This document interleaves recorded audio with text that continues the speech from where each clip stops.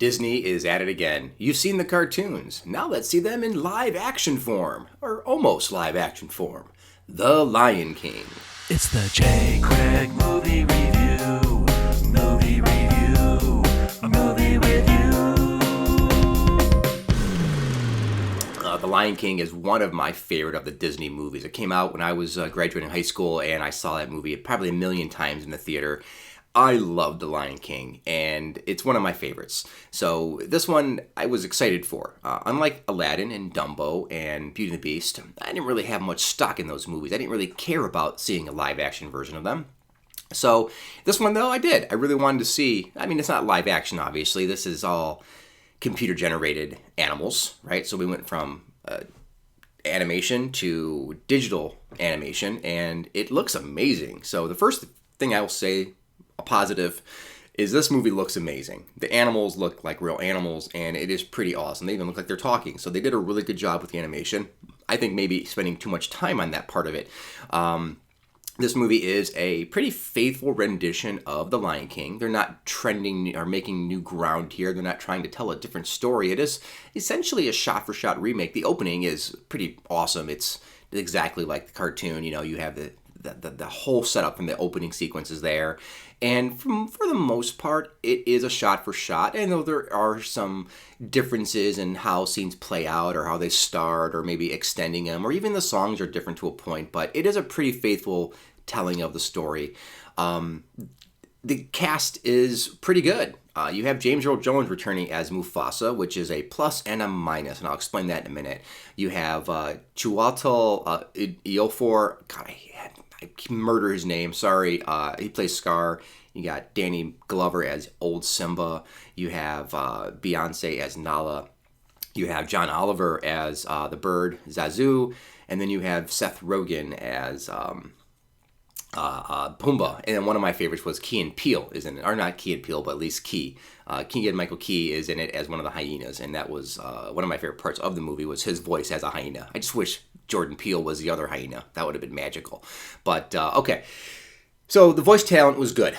I thought everyone did a pretty good job in this movie in that regard. Now, that's about as much as I can say is about the positivities in this movie. I really didn't like it. I didn't like The Lion King. I love the cartoon. This movie really fell flat for me. It lacks the magic.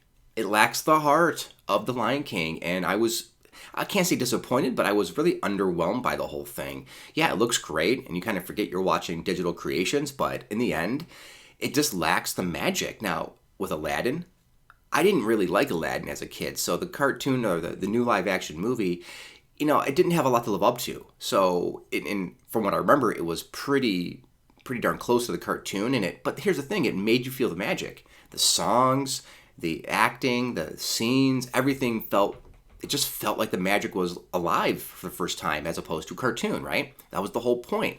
With this movie, maybe it's because it's going from one animation to another animation. It's not real live action. Maybe that's what's missing. But there's just no heart. There's no... The magic is gone. Now, it's directed by Jon Favreau, and I like Jon Favreau. I think Jon Favreau is a good director. I like his work, but I've never ever accused Jon Favreau of really tapping into the emotional part of his stories. But he is a very good filmmaker, so I was excited when I saw his name attached, and ultimately, I was just disappointed with this movie. But it's the same story. It's the same screenplay, essentially. It's the same dialogue. So what happened? I don't know if it's the direction or if it's just the characters not gelling with each other, not having chemistry, so you don't feel that connection. But I just was really, kind of thrown by this movie. Now, here's the critical part for me that I realized that this movie was going to not be that good for me, or I realized that we were in trouble. When Mufasa dies, big spoiler alert, if you haven't seen The Lion King since 1995, Mufasa dies. Okay, so now that we got that out of the way, when his scene's coming up, and I know it's coming, and I'm ready for it, I was getting ready to well up, I was getting ready to react to that scene, and when it happened, and it came and went, and that scene was over, I wasn't fighting back any tears, I really didn't care, it had no emotional content to it, and it really sucked. That sucked that I didn't react to Mufasa being killed by Scar during that sequence. And I I could not believe that they did not hit that home run right there. I mean, that's what it's all about, is that scene right there. That scene's so powerful when Simba's walking around his dead father and trying to wake him up and then putting himself under his paw. There's some powerful moments there, but it's missing it. It's missing it big time.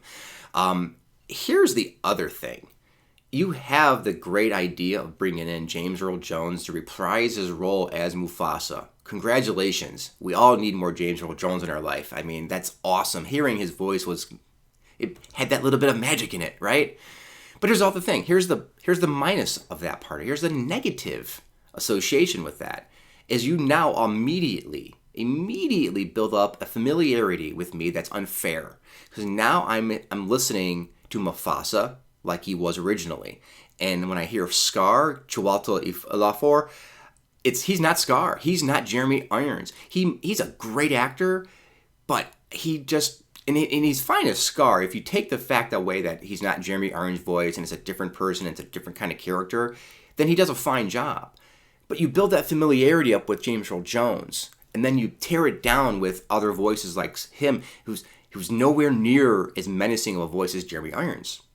So right there, you're losing this battle with me internally, because I'm being torn between what's familiar with me and what's new, and it's not gelling right with me. So I think the one of the biggest things is that building familiarity with it and then destroying it with everything else not matching. Like I said, Scar he's fine as a villain. He's dastardly and he's conniving like he should be. He's better than the Jafar villain, who I really didn't like, his gritting teeth and his lack of power in that movie, as a villain anyways. And I just think that the voice part really threw me, because it's James Earl Jones and it's not Jeremy Irons. Something's wrong here. Okay. The other thing is, it's the music.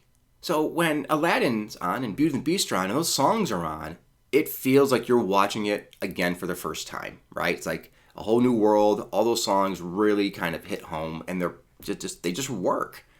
I gotta tell you, the Lion King songs don't work.